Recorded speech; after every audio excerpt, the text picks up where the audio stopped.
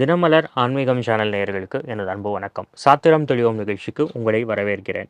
நம்ம சித்த மருத்துவம் பற்றியும் ஜோதிடம் பற்றியும் பலவிதமான கேள்விகள் கேட்டுட்டு வரோம். நம்முடைய கேள்விகளுக்கு பதில் சொல்வதற்காக நம்முடன் இணைந்திருப்பவர் பாரம்பரிய சித்த மருத்துவர், பாரம்பரிய ஜோதிடர், மூலிகை ஆராய்ச்சியாளர் திருமதி ஈஸ்வரி அம்மா அவர்கள். அவர்களுக்கு என்னுடைய வணக்கம். வணக்கம். வணக்கம். இப்போது ஒரு இன்ட்ரொடக்ஷன் கொடுத்துட்டீங்க, சித்த மருத்துவம்னா என்ன, அதனுடைய அடிப்படைகள் என்ன அப்படின்னு சொல்லி. நம்மளுடைய டாப்பிக்கே வந்து பார்த்திங்கன்னா சித்த மருத்துவத்துக்கும் ஜோதிடத்துக்குமான தொடர்பு.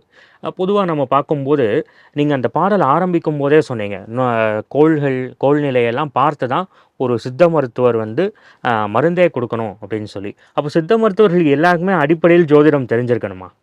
சித்த மருத்துவர்களுக்கு சித்தர்கள் என்ன சொல்கிறாங்கன்னா, மணி மந்திர ஔஷதம், ஜோதிடமும் வைத்தியமும் கட்டாயம் தெரிஞ்சிருக்கணும் அப்படின்றாங்க. ஏன்னா அப்போ தான் அவங்களுடைய பிறந்த கால ஜாதக அடிப்படையில் அவங்களுக்கு கிரக நிலைகளை பார்த்து இந்த மருத்துவம் செய்தால் இந்த வியாதி வந்த காலகட்டத்தில் இது சரியாகுமா ஆகாதா அப்படின்றத அந்த கோள்கள் குறிகாட்டும். அதை வைத்து இவங்களுக்கு வைத்தியம் செய்யலாம், இவர்கள் பிழைத்து கொள்வார்கள், இவங்களுக்கு வைத்தியம் செய்தால் பிழைக்க மாட்டாங்க, பாதகாதிபதி மாரகாதிபதி தசை நடக்குது அப்படின்னு நடக்கிற காலத்தில் பாதகம் பண்ணி விட்டுடுமா இல்லை மாரகம் செய்துருமான்றத அவங்க ஜோதிடத்திலே கணிச்சிருவாங்க. ஓஹோ, அதாவது புரிகிற மக்களுக்கு சொன்னால் பாதகாதிபதி அப்படின்னா பாதகம் செய்வார், ஆனால் உயிர் போகாது. மாரகாதிபதினா உயிரே போயிடும். அந்த மாதிரியான ஒரு சூழல். அப்போது தன்னிடம் வருபவருக்கு மருந்து கொடுப்பதற்கு முன்பாக ஒரு சித்த மருத்துவர் இதெல்லாம் பார்த்துட்டு அடுத்த கட்டத்துக்கு போகணும் அப்படின்னு சொல்கிறீங்க. ஓகே, இப்போ சித்தர்கள் சொன்னதுபடி ஜோதிடத்துக்கும் மருத்துவத்துக்கும் நேரடியான தொடர்பு அப்படின்னா என்னது? மருத்துவமும் ஜோதிடம்ன்ற தலைப்பில் நம்ம இப்போ பார்க்கலாம். ஒரு உடல் ஆரோக்கியமாக இருக்குன்னா ஒருவருடைய ஜாதகத்தில் நவகிரகங்கள் அமைந்துள்ள இடங்களையும் அவர்களின் வலிமையும் பொறுத்தே ஒருவரின் ஆரோக்கியம் பற்றி முழுசாக தெரிஞ்சுக்கலாம். அதாவது ஒரு உதாரணத்துக்கு சில கிரக இணைவுகளை பற்றி சொல்கிறேன். லக்னாதிபதி உச்சமாகி நட்பு வீட்டில் இருந்தால் அல்லது சுப கிரகங்களுடன் இருந்தால் அல்லது சுப கிரகங்களின் பார்வை பெற்றால் அவர்கள் ஆரோக்கியமாக இருப்பாங்க. நிறைய பேரை பார்த்துருப்பீங்க, 70-80 வயசு வரைக்குமே ஆஸ்பத்திரி போகாமல் இருக்கிறவங்கெல்லாம் இருப்பாங்க. ரெண்டாவது, 8ஆம் வீட்டு அதிபதி சுப கிரகங்களால் பார்க்கப்பட்டாலும் ஆரோக்கியமாக இருப்பார்கள். லக்னாதிபதி பலம் அடைந்து லக்னம் 11-12 சுபகிரகங்கள் இருந்தால் ஆரோக்கியமாக இருப்பாங்க. லக்னாதிபதி சுபகிரகமாக இருப்பதுடன் 1, 2, 3ஆம் இடங்களில் சுபகிரகங்கள் இருந்தாலும் ஆரோக்கியமாக இருப்பாங்க. லக்னத்தில் சுபகிரகங்கள் இருந்தால் ஆரோக்கியமாக இருப்பாங்க. லக்னத்தின் இருபுறமும் சுபகிரகங்கள் இருந்தால் ஆரோக்கியமாக இருப்பாங்க. 12ஆம் வீட்டு அதிபதி பலமற்று 8ஆம் வீட்டு அதிபதியுடன் சேர்ந்திருந்து 10ஆம் வீட்டு அதிபதி பலம் பெற்றிருந்தாலும் நோயின்றிய வாழ்க்கை அவங்களுக்கு இருக்குன்னு சொல்லலாம், ஆரோக்கியமாக இருப்பாங்க. சந்திரன் சுபகிரகங்களுடன் கூடி 6, 8, 12ஆம் இடங்கள் தவிர்த்து வேறு இடங்களில் இருந்து லக்னாதிபதியும் சுபகிரகங்களால் பார்க்கப்பட்டால் அவர்கள் ஆரோக்கியமானவர்கள்னே சொல்லலாம். ஓஹோ, ரைட் ரைட். ஏன்னா இப்போது ஆரோக்கியமும் ஆயுளும் நேரடியான தொடர்பு இருக்குது இல்லையா? ஏன்னா கட்டத்தில் பார்க்கும்போதே 6, 8, 12 இந்த முக்கியமான ஸ்தானங்கள் உடல் ஆரோக்கியத்தோட தொடர்புடையது அப்படின்னு சொல்கிறாங்க. இங்கே என்னென்ன கிரகங்கள் இருக்கணும்? அப்படி எது இருந்தால் ஆரோக்கியம், எது இருந்தால் கஷ்டம்? நோய்களும் கிரக நிலைகளை பற்றி நம்ம பார்க்கலாம். நமது உடலில் நோய்கள் ஒவ்வொன்றிற்கும் முறையான காரணங்கள் உண்டுன்னு வைத்திய நூல்கள் கூறுது. ஒரு நோய் ஏற்படுவதற்கு ஒருவருடைய ஜாதகத்தில் கிரக அமைப்பு, கிரக சேர்க்கை, கிரக சஞ்சாரம், கிரக பார்வை முதலிய பல்வேறு காரணங்கள் உள்ளது. ஒருவரின் ஜாதகப்படி நோயை கண்டறிவதற்கு 6, 8, 12ஆம் இடங்களை கருத்தில் கொள்ளுதல் ரொம்ப முக்கியம்னு சொல்கிறாங்க. 6ஆம் வீடு ரோகஸ்தானம் சொல்லுவாங்க, 8ஆம் வீடு ஆயுள் ஸ்தானம், 12ஆம் வீடு விரயஸ்தானம். இதில் குறிப்பாக 6ஆம் வீட்டில் உள்ள கிரகம் அல்லது கிரகங்கள், 6ஆம் வீட்டை பார்க்கும் கிரகங்கள், 6ஆம் வீட்டு அதிபதி ஜாதகத்தில் நின்ற இடம், இதையெல்லாம் கவனமாக பார்த்து ஒருவருக்கு எந்த மாதிரியான நோய் வரும்னு தெரிஞ்சுக்கலாம்.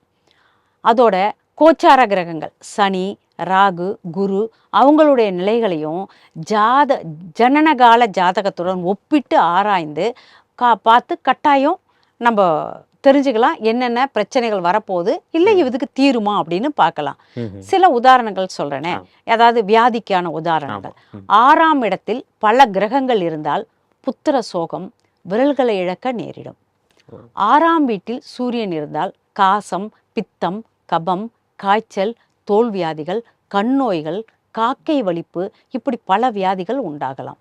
6ஆம் வீட்டில் சந்திரன் இருந்தால் கண் சம்பந்தப்பட்ட நோய்கள், வயிற்றோட்டம், அதிசாரம் சொல்லுவாங்க, காசம், சுவாச நோய், சயரோகம், விக்கல், காக்கை வலிப்பு, பெருவயிறு, மகோதரம் சொல்லுவாங்க, போன்ற நோய்கள் உண்டாகும்.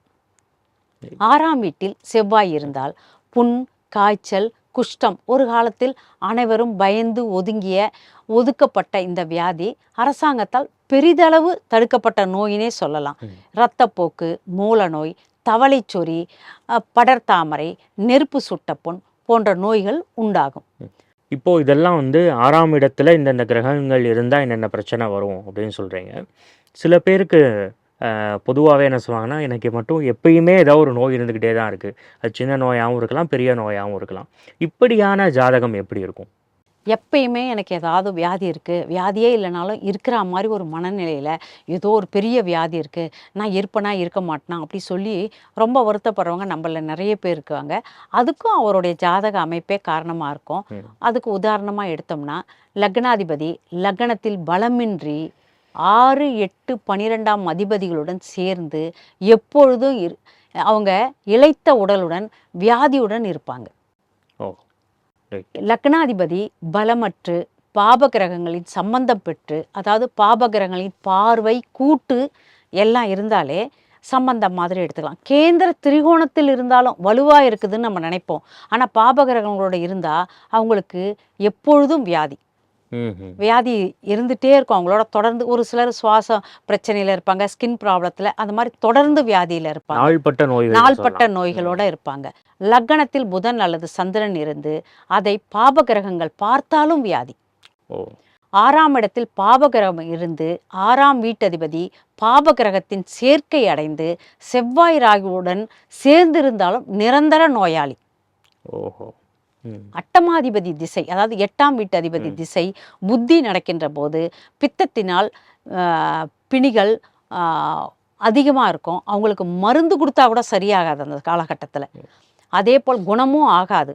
அதே போல் 6ஆம் இடத்து அதிபதியின் திசை புத்தி நடப்பில் இருக்கும்போது கபம், அதாவது சளி சம்பந்தப்பட்ட பிணிகள் மருந்தினால் கண்டிப்பாக தீரவே தீராது. 12ஆம் இடத்து அதிபதியின் திசை புத்தி நடக்கும்போது வாதத்தின் போக்கு நிலை தடுமாறினாலும் மருந்து பயனளிக்காதுன்னே சொல்லலாம்.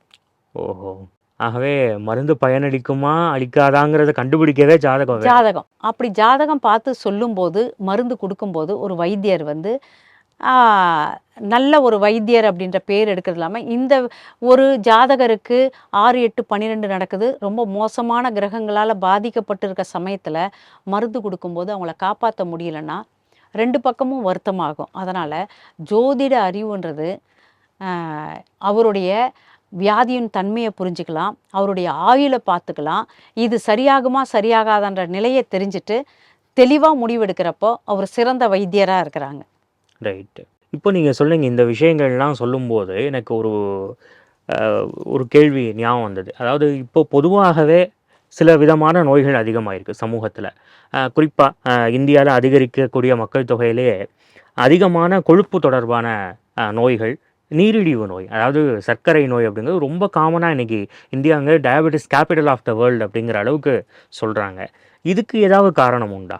இதுக்கு பல காரணம் உண்டு. நான் ஆரம்பத்திலே சொன்னேன், எதிர்பார்ப்பு, ஏமாற்றம், கோபம், இயலாமை, வேகமாக நடக்கணும், எல்லாமே கிடச்சிடணும் அப்படின்ற ஒரு மனநிலையில் இருக்கிறப்போ எல்லா வியாதியும் தானாகவே வந்துடும் அப்படின்ட்டு சித்தர்களுடைய கூற்று, நூல்கள் ஆதாரத்தோடு நான் சொல்லியிருக்கேன்.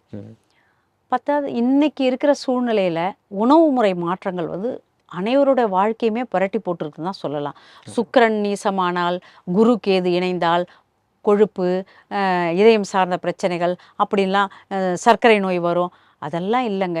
இன்றைக்கி சர்க்கரை நோய் சுக்கிரன் உச்சமானாலும் இருக்குது, சுக்கிரன் சுபகிரகங்கள் பார்த்தாலும் இருக்குது, குரு கேது நல்ல நிலையில் இருந்தாலும் அவங்களுக்கு கொலஸ்ட்ரால், எனக்கு இந்த வியாதி இவங்களுக்கு தான் வரும் அப்படின்ற நிலை கடந்து எல்லாருமே இருக்கும். ஏன்னா இந்த மிட் நைட் பிரியாணி, பரோட்டா, வறுத்த பொரித்த அசைவ உணவுகள் இரவில் எடுக்கிறது, இதெல்லாம் உடல்நிலை மாற்றங்களில் பெரிய பங்கு வகிக்குது. இது நான் மட்டும் சொல்லலை, இன்றைக்கி இருக்கிற அத்தனை மருத்துவர்களும் இந்த மிட் நைட் பிரியாணியை பற்றி பேசிகிட்டு இருக்காங்க. செரிமான கோளாறுகள் அதிகமாகிறப்ப வாத பித்த கபம் கூடி அதுவே படிப்படியாக இளவயது மரணத்துக்கு இதுவே காரணமாகவும் இருக்குது. உணவு முறை மாற்றங்கள் கட்டாயம் எல்லாருக்கும் வரணும். காலையில் நல்ல உணவு எடுத்து, மதியம் ஓரளவு சத்தான உணவுகளும் வாய்க்கு ருசியான உணவுகள் எடுத்து, இரவு செரிமானத்துக்கான உணவு மட்டும் எடுத்தால் போதும். அதை தான் எல்லாரும் சொல்லுவாங்க.